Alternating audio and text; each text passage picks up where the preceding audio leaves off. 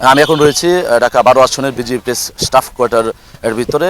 ঢাকা 12 আসনের সর্বমোট ভোটার 3,33,320টি এবং 130টি ভোট কেন্দ্রে সকাল 7:30 থেকে বিকাল 4:30 পর্যন্ত ভোট গ্রহণ চলবে। আমরা সকাল থেকে কিন্তু বিভিন্ন কেন্দ্রে ঘুরেছি, আসলে এখন পর্যন্ত কোনো রকম কোনো সহিংসতা লক্ষ্য করা যায়নি। আমরা যদি এখন একজনের সাথে কথা বলি, আসলে সকাল থেকে কোনো রকম কোনো বিশৃঙ্খলা বা কোনো সহিংসতা ঘটছে কিনা একটু বলবেন। ধন্যবাদ। আপনারা জানেন যে দীর্ঘ 17 বছর পর বাংলাদেশ একটি সুষ্ঠু নির্বাচনের পথে হেঁটেছে। বাংলাদেশের মানুষ মন খুলে ভোট দিতে পারছে। আপনারা প্রতিটি কেন্দ্র ঘুরলে দেখবেন যে প্রতিটি কেন্দ্রে মানুষ এসেছে এবং যে যার মনের ব্যক্তি প্রকাশ করে নিজের ভোট নিজে দিয়েছে। কোনো রকম সহিংসতা হয়নি, কোনো রকম অপতৎপরতা হয়নি। তবে কিছু প্রার্থীর পক্ষে তারা ওই কেন্দ্র দখল বা একটু হামদাম এগুলো করার চেষ্টা করেছে, কিন্তু জনগণ সেগুলো থেকে উদ্ধার করে নিয়ে এসেছে এবং আমাদের যে প্রশাসন তারা সার্বক্ষণিক টহল দিতেছে। সার্বিক সব কিছু মিলিয়ে পরিবেশ পরিস্থিতি এখন অনেকটা ভালো। ভোটারদের উপস্থিতি কেমন দেখছেন? আলহামদুলিল্লাহ, সকাল থেকে ভোটারদের উপস্থিতি ছিল। ভোটাররা এখনও আসতেছে। এই দুপুর পর্যন্ত কিছু ভোটার আসবে, তারপর হয়তো একটু লাঞ্চ ব্রেক দিয়ে তারপর ভোটার আসবে ভোট দিচ্ছে ইনশাল্লাহ। ঢাকা 12 আসনে আমাদের ফুটবলের প্রতীক জনাব সাইফুল আলম নীরব, উনি বিপুল ভোটে জয়ী হবে এবং ওনার একটি সকলের মনের মধ্যে ফুটবলে ভোট দেওয়ার একটা উদ্দীপনা, একটা আনন্দ, একটা হাসি লক্ষ্য করা যাচ্ছে। আপনারা জানেন সাইফুল আলম নীরব একজন দক্ষ সংগঠক। তিনি ছাত্রনেতা ছিলেন, তিনি যুব নেতা ছিলেন, তিনি ঢাকা মহানগর উত্তর বিএনপির আহ্বায়ক ছিলেন, যুবদল কেন্দ্রীয় সেক্রেটারি ছিলেন, কেন্দ্রীয় সাধারণ সম্পাদক ছিলেন।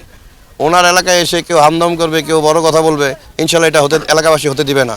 এলাকাবাসী প্রত্যেকটি জনগণ, মুরব্বী থেকে শুরু করে আবাল বৌদ্ধ বিনীতা, মহিলারা, মুরব্বীরা এবং ছাত্র সবাই ফুটবল মার্কা প্রতীক বুকে ধারণ করে আজকে নির্বাচনে অংশগ্রহণ করছে।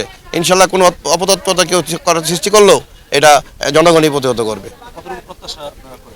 আলহামদুলিল্লাহ, সকাল থেকে সকলের মুখে ফুটবল মার্কা বিজয়ের স্লোগান শোনা যাচ্ছে, সকলের মুখে গুনগুন শোনা যাচ্ছে। ইনশাল্লাহ ফুটবল বিপুল ভোটে বিজয়ী হবে ইনশাল্লাহ। আচ্ছা, আমার বাসা এই বিজিপি স্টাফ কোয়ার্টারে, আমার জন্ম এখানে। তো এটার পাশে মহিলা কেন্দ্র, আগে একসাথেই ছিল পুরুষ মহিলা, পুরুষটা হাই স্কুলে গিয়েছে, এটা প্রাথমিক বিদ্যালয়ে। তো আমি এখানে প্রায় 2 দিন ধরে আমি অবস্থান করছি, আগেও অবস্থান করেছি। তো এখানে আইন শৃঙ্খলা পরিস্থিতি অত্যন্ত চমৎকার। আর্মি পেট্রোল আছে, তারপরে বিভিন্ন বাহিনীর পেট্রোল আছে। তো সব দিক দিয়ে এখানে আইন শৃঙ্খলা বাহিনী মানে খুবই তাদের পারফরমেন্স চমৎকার। তো আমি না, আসলে আমি একটু বলি, যেহেতু আমাদের মাটি মানুষের নেতা 12 আসনের যে অভিভাবক এবং দীর্ঘ 43 বছর যিনি বিএনপি রাজনীতির সাথে জড়িত এবং এই এলাকার মাটির সন্তান, প্রতিটা ঘরে ঘরে যার বিতন, জনাব সাইফুল আলম নীরব একজন দক্ষ সংগঠক।